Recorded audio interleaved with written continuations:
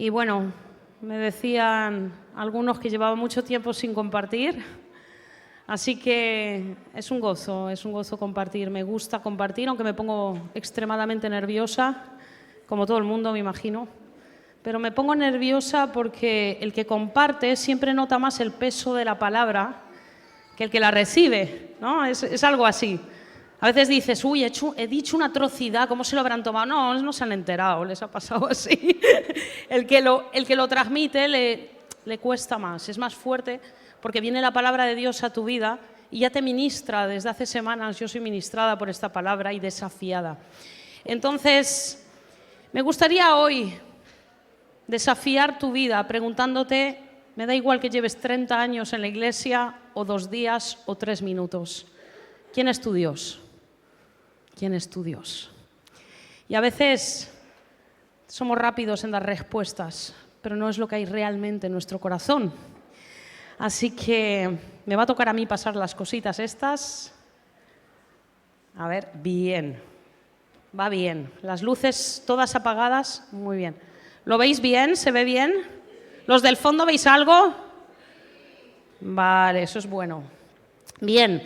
El viernes pasado estuvimos orando aquí, no solo orando en contra de lo que se mueve en el mundo en cuanto al satanismo, en las fiestas de Halloween, que mucha gente lo ignora, pero realmente es el día del satanismo mundial. Pero también estuvimos orando por algo que me parece increíble, maravilloso, dándole gracias a Dios por los 508 años desde que Lutero redescubrió verdades bíblicas tremendamente tajantes como solo fe, solo somos salvos por la fe, no hace falta hacer un montón de obras para salvarse o dar dinero como pensaban en aquel entonces, solo Biblia. Lutero nos tradujo del latín la Biblia al alemán y de ahí tenemos un montón de traducciones hoy en día. De hecho hay 3.600 versiones en todos los idiomas, completas o parciales, ¿vale? Y también tenemos nosotros en español 20 versiones que son reconocidas. Así que Dios iluminó a un hombre como Lutero para traernos la Biblia. Y yo amo la Biblia, la amo profundamente. No la entiendo toda, pero la amo, la leo, la atesoro. Y yo creo que hoy es un día para volver a reconectar con la Biblia y con el Dios de la Biblia. También sabemos que somos solo salvos por la gracia. Como decía antes, no hace falta méritos propios. Yo voy a llegar hasta el cielo con mi religión, con mi forma de ser. No, solo Cristo. En ningún otro hay salvación. Solo en Cristo, que derramó su vida en la cruz del Calvario. Aleluya, solo a Dios la gloria. ¡Qué bueno! Podemos dar un aplauso. Creo que es un día de celebración. Amén.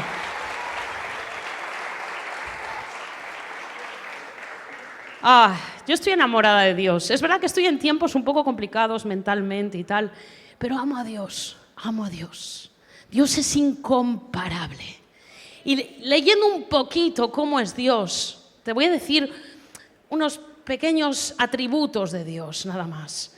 Dios es eterno, no tiene principio ni fin. Es el creador de todo el universo, de todo lo que ha sido creado. Es omnipotente, todo lo puede. Es omnisciente, todo lo sabe. Es omnipresente, está en todas partes. No te preocupes, Él te ve cada minuto, cada segundo del día. Nada se le escapa. Es puro, sin mancha. Es un Dios justo, 100% justo. No hay injusticia en Él. Él es fiel. Y aunque nosotros somos infieles y muchas veces le damos la espalda y hacemos lo que nos da la gana, Dios sigue siendo fiel. Amén. Es lento para la ira y grande en misericordia. Menos mal que Dios no nos trata conforme nos lo merecemos. No, Él es misericordioso. ¿Qué más? Dios es amor. Dios no ama como decía la hermana Laura el otro día. No, Dios es amor, es esencia de amor. Dios no cambia jamás. Tú puedes cambiar y yo puedo cambiar. Incluso podemos cambiar de opinión 10 veces en el día. Depende del día, yo cambio 10 veces de opinión. Pero Él no cambia. Permanece siempre el mismo. Es el todopoderoso Rey soberano. Es la luz. No hay tinieblas en Dios. No hay ni esto de tinieblas en Dios. Dios es el Padre perfecto y el Salvador amoroso. Amén. Podemos decir todos juntos, Dios es incomparable. Aleluya. Acabamos de ver una cosa tremenda, Dios es incomparable. Nadie puede asemejarse a Dios. No podemos decir que hay una criatura en el universo que más o menos pueda rivalizar con Dios. Eso es totalmente mentira. Y si te han dicho en alguna ocasión que a lo mejor Satanás sí puede rivalizar con Dios, te han dicho una mentira tremenda. Nadie puede asemejarse con Dios. Es cierto que un día un ángel bellísimo, un ángel el más bello, a ver si puedo, un ángel bellísimo estaba delante de la presencia de Dios y su trabajo era alabarle, glorificarle. Era lo más bello que se había visto en el universo, ese ángel. Y ese ángel un día, llamado Lucifer, pensó, soy tan bello, ¿por qué me tengo que someter a Dios si yo puedo ser semejante al Altísimo? Yo voy a ser como Dios. Y de hecho, este ángel que era tremendamente influyente en el cielo, levantó una revuelta. Y las 3 partes de los ángeles se fueron con él, contra Dios. ¿Sabéis lo que sucedió? Cayó en el abismo más profundo. Se convirtió en lo que hoy sabemos el padre de mentira, el padre de maldad. Se convirtió en Satanás, en el diablo. Dice la Biblia en Ezequiel 28:12, se enalteció tu corazón a causa de tu hermosura. Te viste tan bello que dijiste, yo soy Dios. Y después de crear esta revuelta en el cielo, cuando Jesús habla de él, siglos más tarde, dice, vi a Satanás caer del cielo como un rayo. Porque los discípulos estaban alucinando, porque echaban fuera demonios en el nombre de Jesús y decían, ¡buah, esto nunca se ha visto! Somos la caña. Y Jesús dijo, yo vi a Satanás caer de arriba a abajo porque intentó enaltecerse y fue humillado. Y bien, la historia no acaba aquí. Os voy a dar un paseo por la Biblia, ya que hoy es el día que yo celebro la Biblia. Amén. Está Adán y Eva, primeros seres creados por Dios, maravillosos, perfectos. Están en el huerto del Edén y un día se le aparece a Eva una serpiente. Deciros que estos seres no tenían dolor ni enfermedad. Dios no ha creado ni el dolor, ni la enfermedad, ni la muerte, ni el sufrimiento. Hemos sido creados para vivir una plenitud, un bienestar y una relación perfecta con Dios. Y están en el huerto del Edén, está Eva, y se le presenta la serpiente. Todos sabemos que la serpiente es Satanás, disfrazado. Y le dice, ¿cómo que no podéis comer de este árbol? El único árbol del que no podían comer. Dice, no, Dios os ha dicho que moriríais, pero no es verdad. El día que comáis de este árbol, seréis como Dios. Segunda vez que escuchamos esto en la Biblia y estamos en el origen, en Génesis. Y la serpiente engaña a Eva y también a Adán, porque los dos comen y quieren ser semejantes a Dios. ¿Qué quiere decir esto? Tú vas a ser tu propio Dios. Eso es una tentación para el ser humano. No voy a depender de Dios. ¿Por qué tengo que depender siempre de Dios? No, yo voy a ser mi propio Dios. Y vemos que una y otra vez a lo largo de la historia, el hombre, la mujer van a luchar por ser su propio Dios. Yo no quiero que nadie me gobierne, yo haré lo que a mí me da la gana. ¿Sabéis? Después de que Adán y Eva cometieran el pecado de comer de ese árbol, del fruto, ¿sabéis lo que entra en el mundo? El pecado, la caída, después de la caída, la muerte, las enfermedades, el dolor, las angustias. Y ¿sabéis? Tuvieron que presenciar como un hijo suyo, Caín, mataba a Abel. El asesinato entró en el mundo.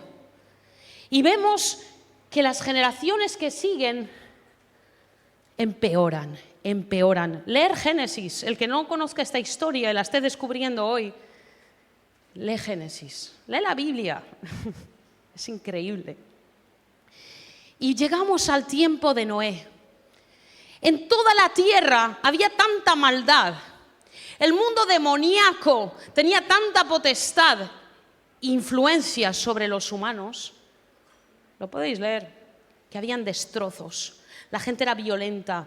Había todo lo peor que puede tener una sociedad. Y Dios, de alguna forma, dice: hasta aquí hemos llegado. Yo no puedo tolerar toda esta maldad. Y todos hemos escuchado la historia del diluvio, ¿verdad? Dios dice: voy a mandar un diluvio sobre la tierra y las aguas van a crecer de tal manera que solo Noé y su familia y animales seleccionados por Dios de parejas entrarían en un arca, en un inmenso barco, podemos decir, en donde se salvarían ellos, pero el resto de la humanidad moriría, porque el nivel de maldad era insoportable. Pensar que hoy en día vivimos injusticias sociales, vivimos de todo, pero no hemos llegado ni a la suela del zapato de lo que se tenía que estar viviendo en esos días. Y solo Noé y su familia eran justos delante de Dios. Y llegan a la tierra, están varios días navegando, toda la humanidad destrozada, destruida, incluso animales. Y llegan a la tierra, por fin, una tierra seca. Se bajan las aguas y Dios vuelve a hacer un pacto con el hombre. Dice: amo al hombre, no puedo dejar que esto pase. Y le dice a Noé, bendijo Dios a Noé y a sus hijos y les dijo: fructificad y multiplicaos y llenad la tierra. Los está bendiciendo. Dice: yo quiero ser vuestro Dios. Yo quiero que me améis en todos los rincones de la tierra, que el ser humano se relacione conmigo, que me reconozca como Dios. Y pasa algo muy predecible, como suele pasar con los seres humanos una y otra vez.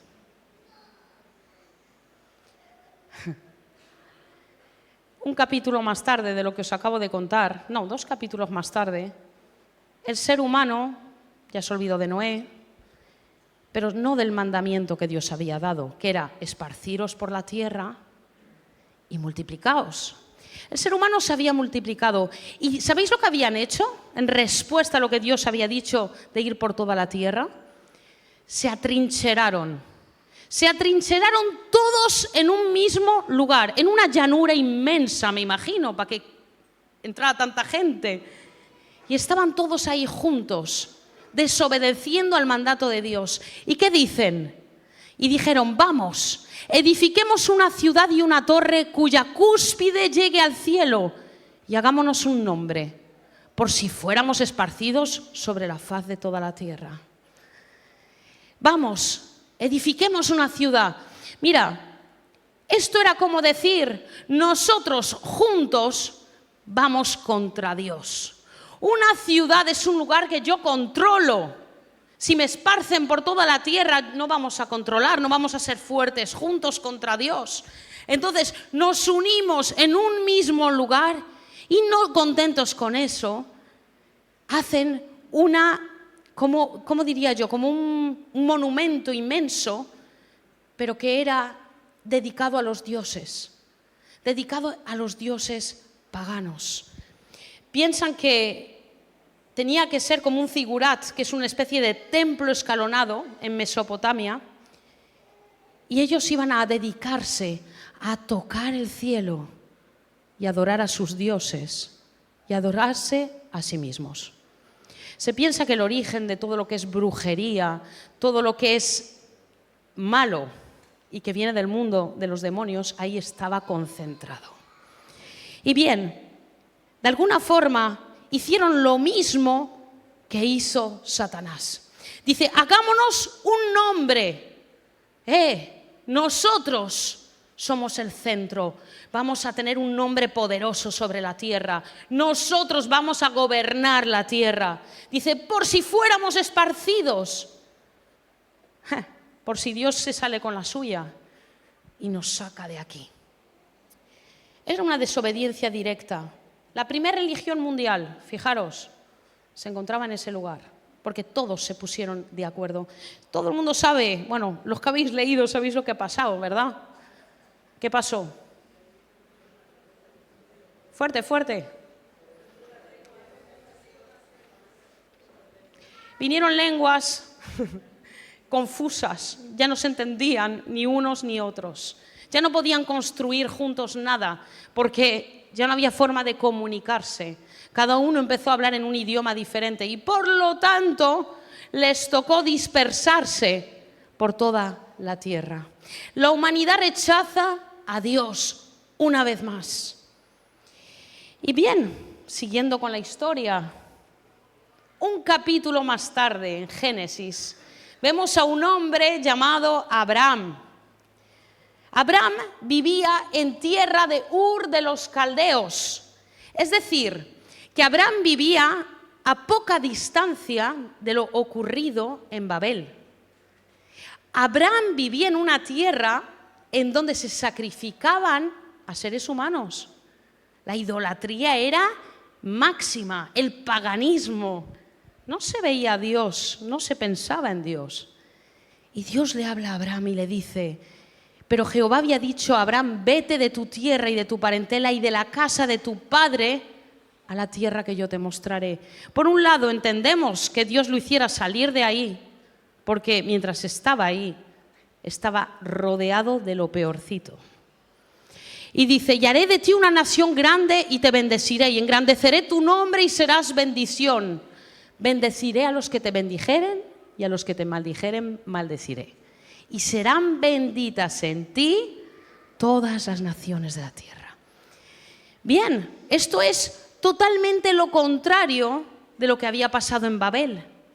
Dios llama a un hombre. ¿Por qué llamó a Abraham si estaba metido en medio de todo ese caos y de toda esa idolatría? Porque Abraham era diferente. En el corazón de Abraham había una búsqueda sincera de Dios. Y Dios se manifiesta a su vida en medio de esa depravación para decirle, sal de aquí. Yo te voy a llevar a un lugar y voy a hacer de ti una nación especial. Yo quiero un pueblo que me adore, dice Dios. Yo quiero a gente apartada de todo lo que hay en la maldad, para que me amen, para que me adoren, para que sepan que yo soy su Dios. Eso es lo que pretendía hacer Dios con Abraham. En ti serán benditas todas las naciones de la tierra. De ti voy a hacer un pueblo que me va a adorar y todos van a ver quién es Dios. Esa era la idea de inicio. Entonces vemos que este pacto va pasando de Abraham a su hijo, a su nieto.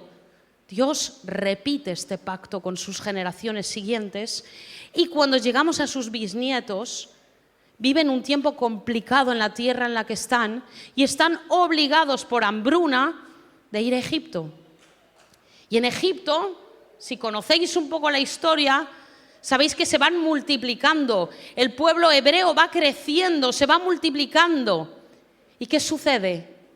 Que el faraón, que no conocía a los patriarcas anteriores, dice, este pueblo es demasiado poderoso. Este pueblo está creciendo en medio de mi pueblo y pueden levantarse y hacernos guerra y destrozarnos. Porque los israelitas tenían la bendición de Dios, se multiplicaban. Eran un pueblo que pese a que el faraón decide hacerlos esclavos, era fuerte. Cuando hay la bendición sobre una vida, cuando Dios ha dado una palabra, mira, da lo mismo lo que la gente intenta hacer contigo. Si hay bendición sobre tu vida, es imparable, por más daño que intenten hacerte. Entonces, este pueblo se multiplica. Y Faraón se enfada todavía más y dice, vamos a hacer una cosa, vamos a matar a todos los varones israelitas. Todo el que nazca lo vamos a tirar a las aguas del Nilo, se va a ahogar. Imaginaros en Egipto las aguas del Nilo infestadas de bebés, niños. Fue algo espantoso dentro de la historia, menos una mujer que cuando da a luz mira a su hijo y de alguna forma la gracia de Dios cae sobre ella y sobre su bebé y dice, lo voy a esconder. Y lo esconde durante 3 meses. Todos sabemos la historia de Moisés, escondidito hasta que ya no lo pueden retener más porque se iba a notar demasiado. Entonces este bebé, la mamá lo mete en una cestita protegida del agua y lo mete en el Nilo. Él ya no se ahoga en el Nilo, él está en la barquita esta. ¿Y qué pasa? La hija del faraón, cuando ve a este bebé sabiendo que es hebreo, algo le pasa por dentro y dice, lo voy a adoptar. Este va a ser mi hijo. Y este niño crece y se vuelve un príncipe más en medio de los egipcios, con toda la sabiduría de los egipcios, pero sabía que era hebreo. ¿Y qué pasa? Cuando ve a un egipcio que está matando a un hebreo, se enfurece y lo mata. Lo mata y tiene que huir, porque no se podía matar a un egipcio. Tiene que huir y huye al desierto y se encuentra 40 años en el desierto cuidando rebaños de su suegro Jetro. 40 años desperdiciados para él. En su mente, ¿qué hago aquí cuando el pueblo de Dios está siendo maltratado, vejado, humillado? ¿Qué hago aquí perdiendo mi tiempo? Y ahí se revela Dios a su vida. Lo podemos ver en la zarza ardiente. Que una zarza ardiera era normal, pero que no se consumiera no era normal. Entonces Moisés se acerca y hay una revelación de quién es Dios. Una vez más, Dios le habla a Moisés diciendo, yo soy el que soy. Y uno piensa, bueno, ¿y eso qué quiere decir? Yo soy el que soy. Dios está revelando a Moisés con su esencia. Yo soy el que soy quiere decir, te estoy demostrando quién soy, mi esencia, mi autenticidad. Lo más profundo de Dios se puede resumir en ese nombre de Dios. Tenemos Dios es sanador, Dios provee, Dios, hay manifestaciones de Dios, pero yo soy el que soy, es Dios. ¿Entendemos? El que no fue creado, el que no tiene principio ni fin. Y él tiene que ir, Moisés tiene que ir al pueblo con esa revelación para sacar al pueblo de una forma totalmente milagrosa de Egipto. Y conocemos la historia de lo que sucede. Moisés llega a Egipto, le habla al faraón y le dice, deja ir a mi pueblo para rendirme culto en el desierto. El faraón se ríe. Este hombre es ridículo. ¿Cómo vas a sacar al pueblo de aquí, a estos esclavos? Y entonces, aquí tenemos un asunto personal del que no se habla mucho, entre Dios y lo que estaba gobernando Egipto. Todos conocemos las 10 plagas de Egipto. Dios empezó a mandar plagas sobre Egipto y sabemos que al final de la historia Egipto quedó prácticamente aniquilado, destruido con las plagas. Lo que no sabemos es que Dios se atacó directamente a las deidades que gobernaban Egipto, porque Dios es incomparable y no hay Dios ni demonio que pueda ponerse frente a él. Y empiezan las plagas. Vemos que las aguas del Nilo las convierte en sangre Moisés. Y había sangre por todas partes. No había hueco, no había fuente, no había ningún lugar en donde la sangre del Nilo no estuviera fluyendo. Es decir, se pudre todo. Y vamos a ver las 2 deidades que son aniquiladas frente al pueblo egipcio. Api y Cum, fertilidad y vida, y guardián de las aguas del Nilo. Segunda plaga.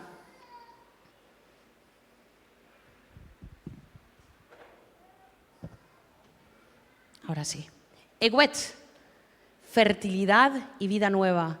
Era una diosa que tenía cara de rana, como podéis ver, y representaba fertilidad y vida nueva. ¿Qué pasa? Las ranas lo llenan todo, dan asco. Imaginaros ranas en las cocinas, en los baños, en todas partes habían ranas. Y lo corrompen todo.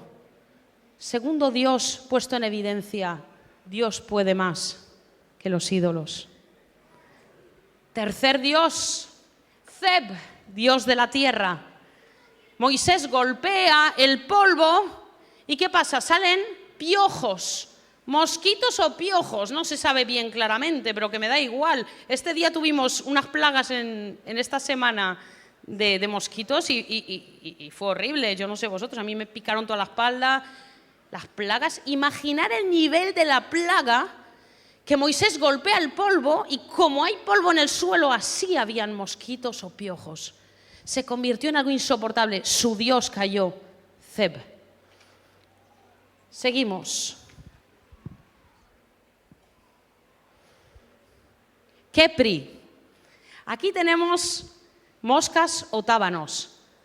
Qué asco dan las moscas, ¿eh? Cuando estás comiendo y se te meten por la boca y qué asco. Pues imaginar una plaga después de haber tenido mosquitos, pasamos a las moscas, que les gusta andar en la caca, aparte. Eso era una guarrada. Egipto estaba siendo infestado y los dioses uno por uno estaban cayendo ante el poder de Dios. A ver si puedo.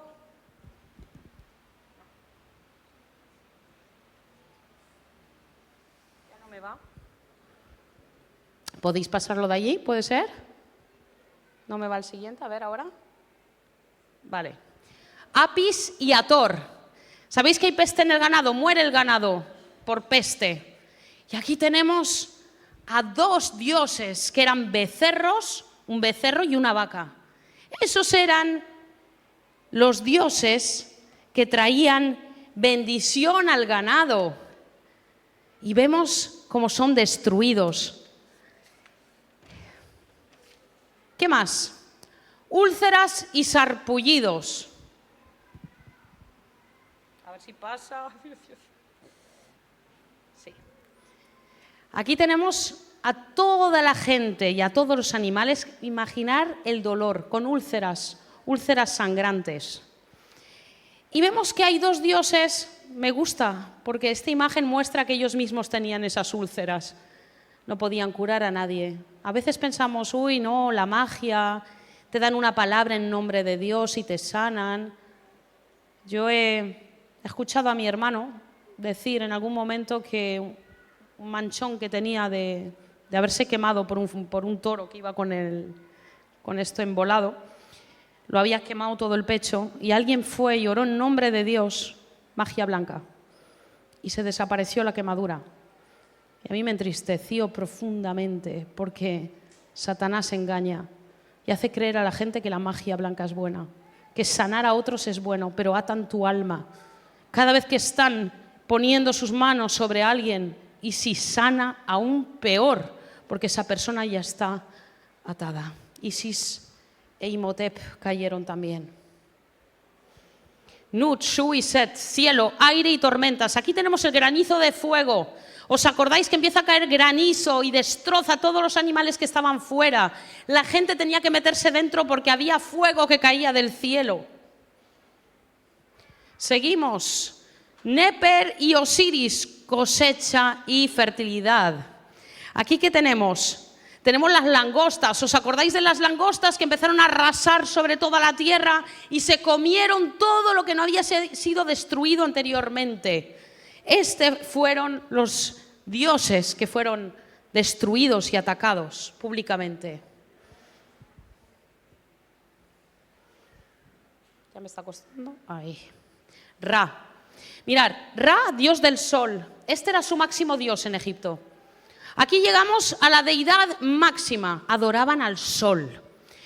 Tinieblas, cuando Dios manda las tinieblas, tengo que decir que son tinieblas tan densas que dice que aunque tuvieras a alguien aquí cerquita de tu cara, no lo podías ver, porque las tinieblas eran tremendamente densas.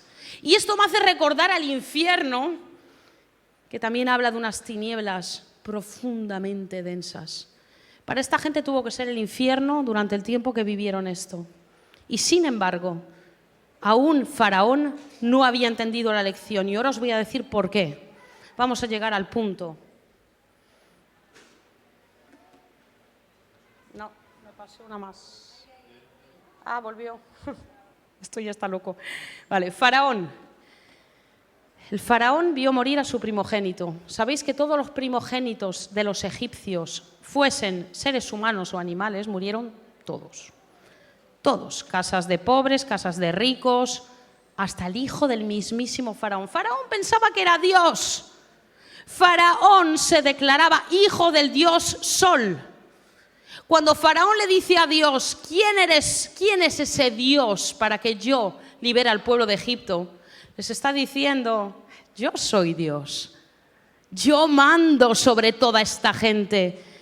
Entonces, de todas las plagas que destruyeron su mundo, su ego, vemos que la reproducción de Satanás, el yo seré como el Altísimo, Adán, yo puedo sin Dios, estaba encarnado en Faraón. ¿Y por qué estoy diciendo estas cosas? Porque de alguna forma estoy orando para que se manifieste en cada uno de nosotros, los que todavía no tienen a Cristo en su vida, esas ataduras demoníacas, a las que aún se rinde culto. Confío en ciertas cosas, confío en el poder del dinero, confío en el poder de la medicina o de que alguien me haga alguna cosa. Confío en los trabajitos que se pueda hacer para enganchar a alguien. Confío en Satanás. ¿Qué más pasó? El pueblo de Israel, yo quiero que os metáis en su pellejo, presencia las 10 plagas, presencia después como el mar rojo se abre y pasan en seco, presencian como Dios les da agua en pleno desierto por varias veces, presencian como Dios les da carne en el desierto y maná. Presencian como Dios les da la victoria sobre un pueblo que apenas salen, viene a atacarles, Amalek.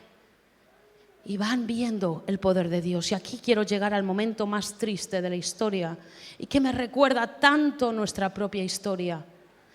Éxodo 32 dice que llegó el momento más atroz después de salir de Egipto. Mirad, el pueblo ha presenciado quién era Dios. Y ahora mismo está en el monte abajo, en la explanada, en el monte Sinaí. Y se manifiesta la presencia de Dios en el monte Sinaí para dar sus leyes al pueblo.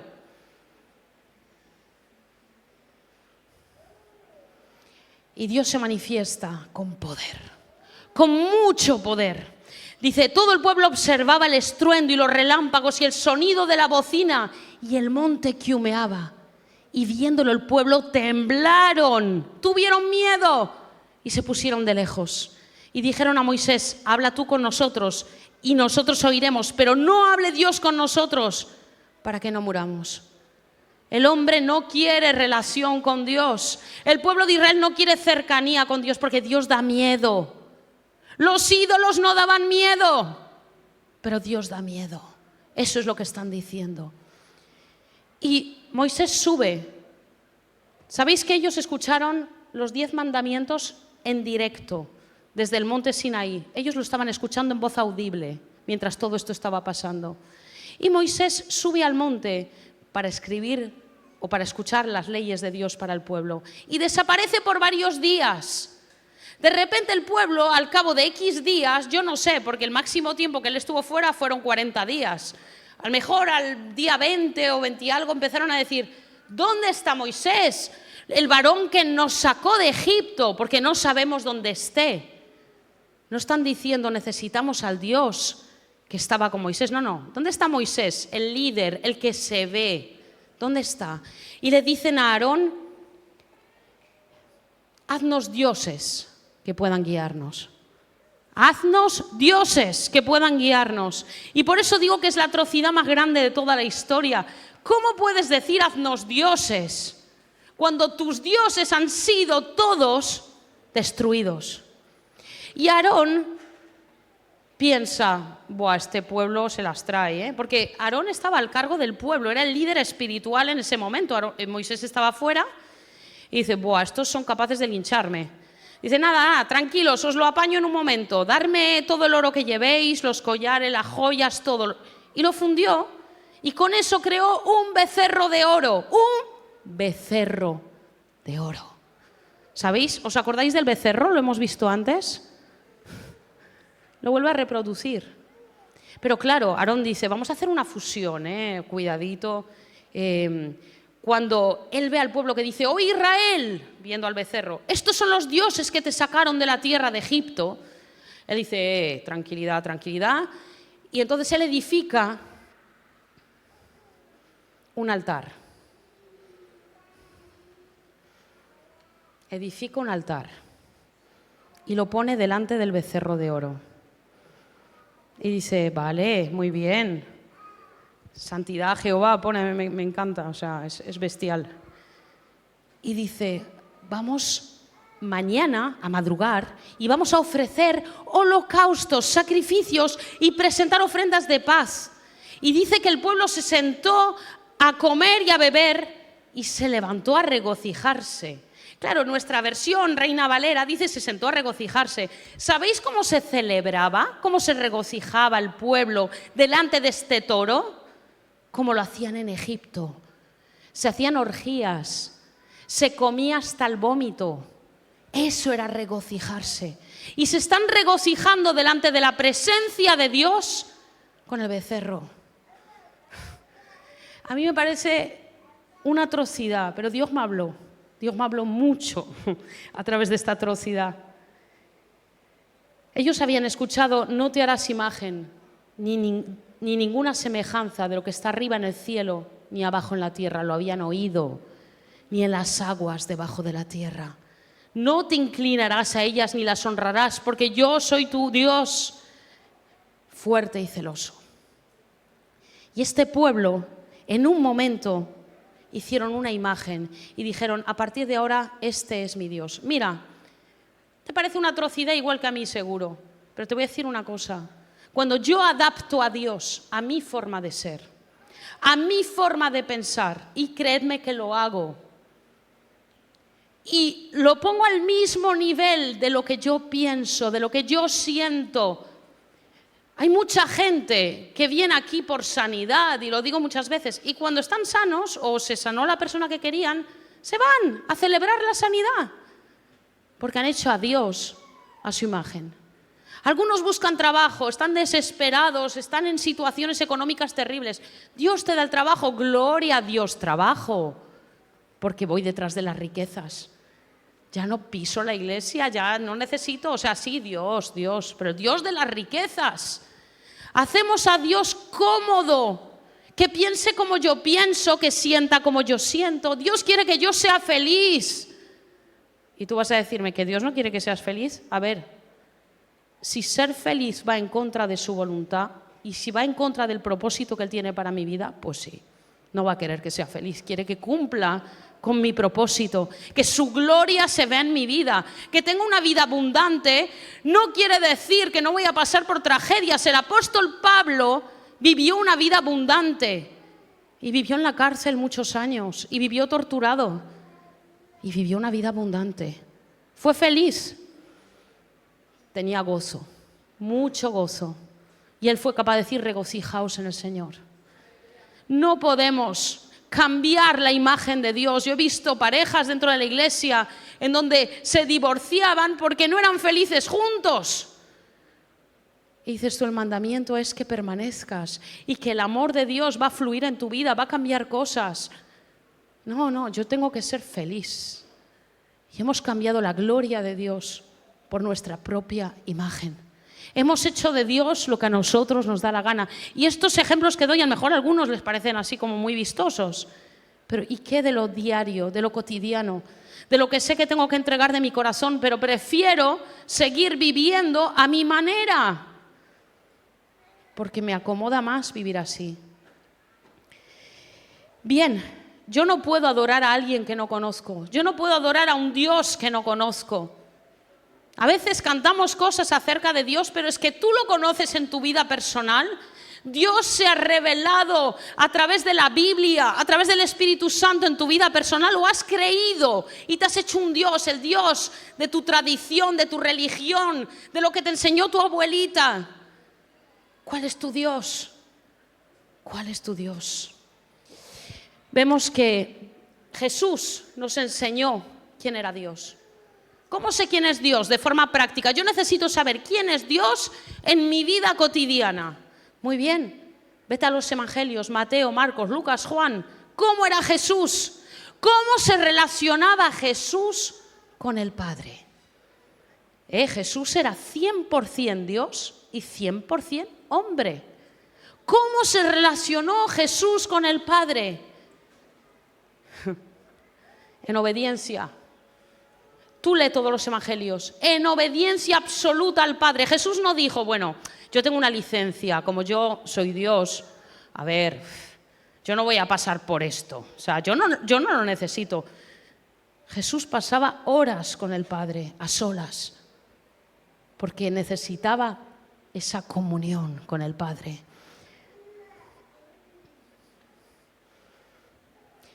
Dice Hebreos 5:7, y Cristo en los días de su carne, ofreciendo ruegos y súplicas con gran clamor y lágrimas al que le podía librar de la muerte, fue oído a causa de su temor reverente.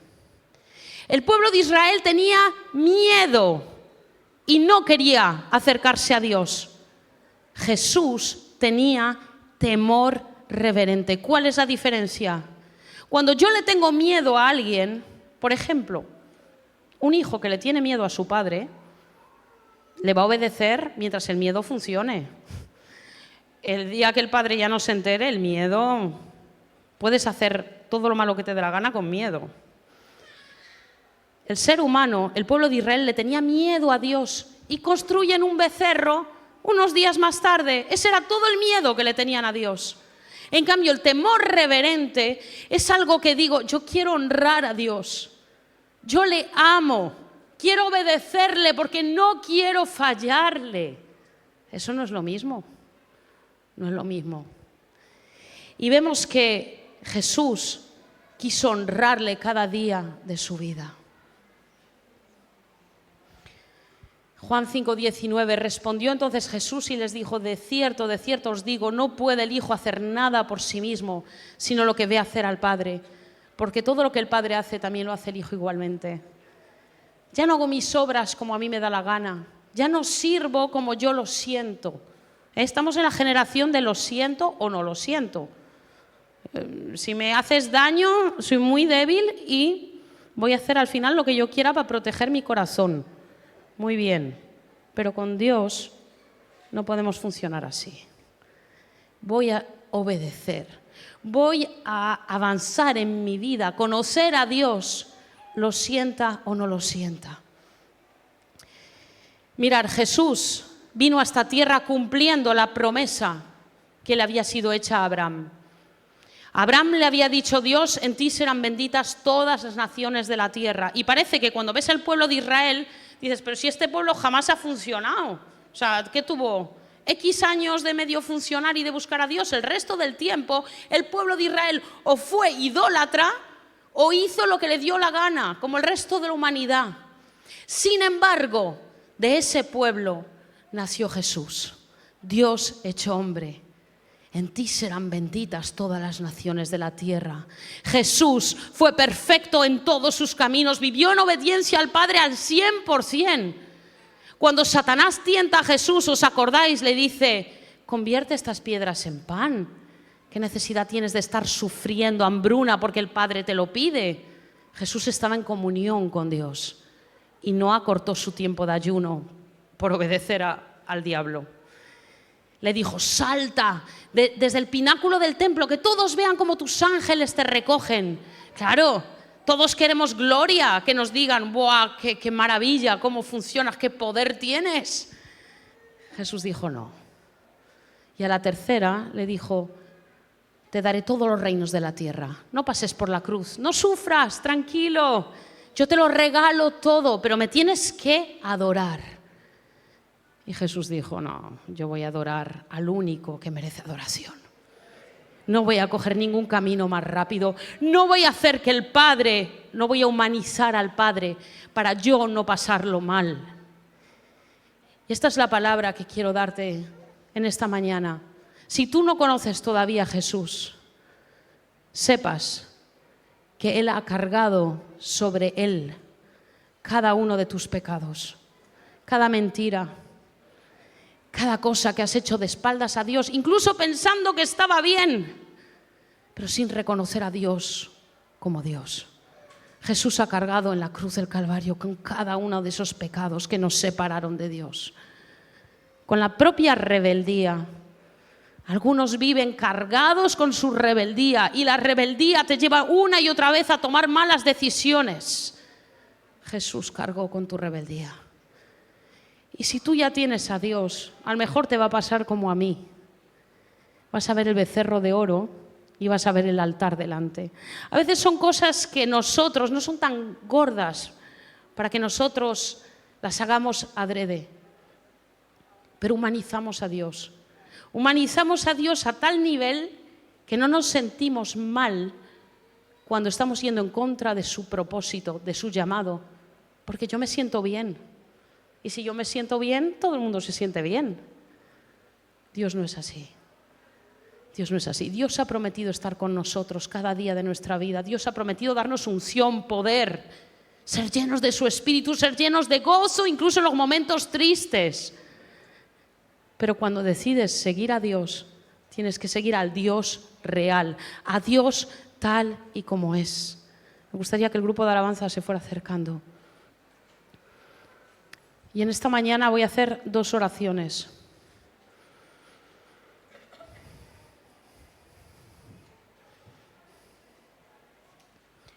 Y estando en la condición de hombre, se humilló a sí mismo, haciéndose obediente hasta la muerte y muerte de cruz. Jesús fue al límite. Honró al Padre hasta el límite máximo, respetando, honrando quién es Dios.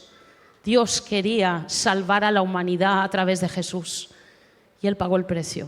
Él estuvo dispuesto. ¿Estamos nosotros dispuestos a obedecer?